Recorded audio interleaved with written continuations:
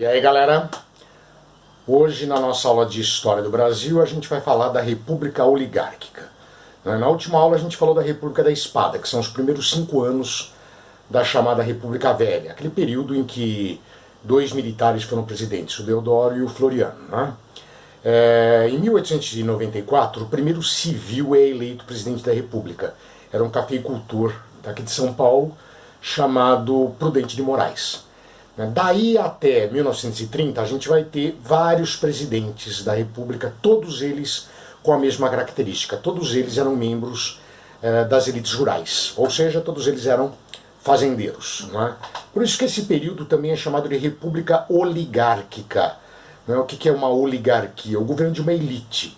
Não é? Então a gente vai ter as elites rurais, principalmente as elites do café de São Paulo e Minas Gerais, governando o Brasil durante essas 3 décadas do início do século XX, né, aqui no Brasil. Então vamos lá, a ideia da aula de hoje é a gente entender como é que funcionava a política nesse período, né, que é bem diferente do que é a política hoje em dia aqui no Brasil. Então, se você observar o teu PowerPoint, você tem lá as características políticas desse período. Né? Sem elas a gente não consegue entender como é que funcionava o processo político no país, né, na República Oligárquica. Então vamos lá, a primeira característica é o voto. Né? O voto era aberto, como eu já citei na aula anterior. A Constituição de 1891 estabeleceu o voto para homens maiores de idade, maiores de 18 anos, alfabetizados, ok? E o voto era aberto. O que quer dizer isso? Não era secreto. Né? Os mesários sabiam em quem você está votando. Isso vai permitir que os fazendeiros em cada município, esses fazendeiros vão ser chamados de coronéis, daqui a pouco a gente vai falar disso, os fazendeiros controlavam os eleitores. Não é? Por isso que o voto é chamado nesse período de voto de cabresto. O que é o cabresto? O cabresto é aquele instrumento que o cavaleiro usa, não é, para dirigir o cavalo. Não é? É como se fosse o volante do cavalo, não é? Para dizer para onde o cavalo vai. Então o eleitor não tinha liberdade de escolher o candidato que bem entendesse. Ele tinha que votar nos candidatos indicados pelos coronéis, pelos fazendeiros locais. Tranquilo? Segunda característica importante da política nesse período, os partidos políticos. Não existia no Brasil nenhum partido nacional. Todos os partidos políticos eram estaduais, eram chamados partidos republicanos. Então tinha o PRP, Partido Republicano Paulista, o PRM, Partido Republicano Mineiro, né, o PRR, Partido Republicano Rio-Grandense, e por aí vai. Não é? Cada estado, os fazendeiros de cada estado se organizavam e criavam um partido estadual.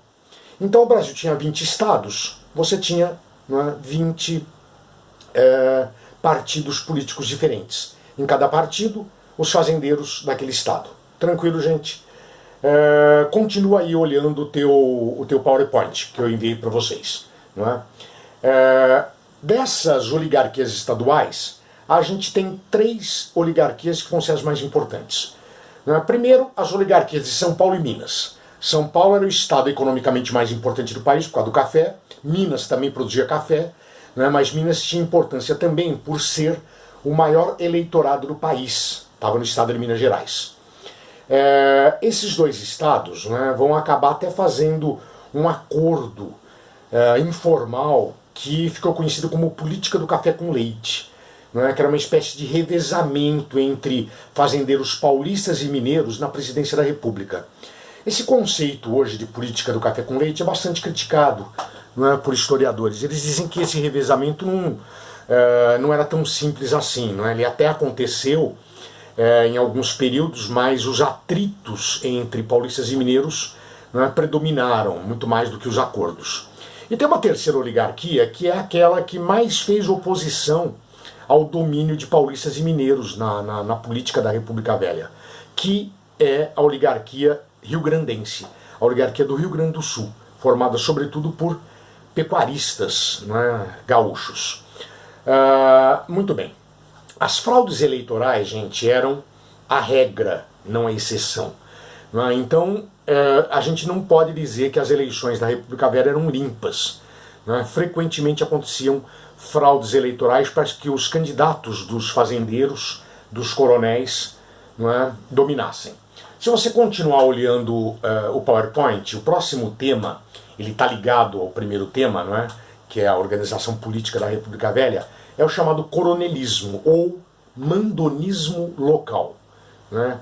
O que é isso? Quem era o coronel, né, numa cidade? Todas as cidades brasileiras, né, de predomínio de área rural vai ter coronelismo. Né? Então vamos ser claros. Você não vai ter coronelismo onde? Em cidades grandes como a cidade de São Paulo, a cidade do Rio de Janeiro, né, em Salvador, no Recife, mas nas cidades do interior do país, sempre você tinha um fazendeiro que era o chefe político local. Tranquilo? Normalmente era o fazendeiro economicamente mais poderoso. Né? Era justamente esse fazendeiro, que era chamado de coronel, né? Essa expressão coronel vem da época do Império. Né? Na época do Império foi criada a chamada Guarda Nacional, em que o governo imperial permitia em cada município que um fazendeiro fosse o chefe da polícia, que era chamada de Guarda Nacional. E esse fazendeiro ganhava do governo imperial a patente de coronel da Guarda Nacional. Acabou o Império, acabou a Guarda Nacional, mas o hábito de se chamar o fazendeiro mais importante do município de coronel permaneceu. Não é? Daí a gente fala desse fenômeno de coronelismo. Muito bem, gente. É o coronel que manipula os eleitores, é o coronel que tem nas mãos o cabresto sobre os eleitores. Não é? De que maneira? Como eu disse, o voto era aberto. Não é? Quando acontecia uma eleição, os mesários que cuidavam, não é, de receber os votos dos eleitores eram homens do coronel. Ok? Na época não existia nada, não é, parecido com justiça eleitoral.